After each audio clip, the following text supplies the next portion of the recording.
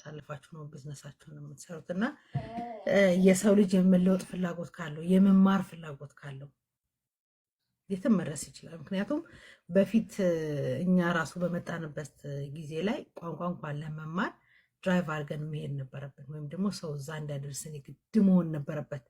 እሱንም መግቢያውን ቋንቋ ለማወቅ ማለት ነው። ተውት ሌላው። አሁን ግን ሁሉን ነገር የምንማረው የምናውቀው ቤታችን ቁጭ ብለን ነው።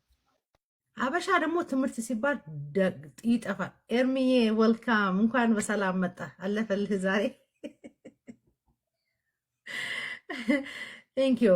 እና የሀገሬ ልጆች በጣም የሚያሳዝነኝ ነገር መማር ማደግ መለወጥ እየቻልን ደህና ሀገር ላይ እየኖርን ግን እንደ ባክነዴ ስሌቨሪ ጊዜ ራሳችን ጠምደን ራሳችን በሰው ከምንሄድ ይልቅ እንለወጥላለሁ። ለራሳችሁ ስሩ፣ ለራሳችሁ ኑሩ።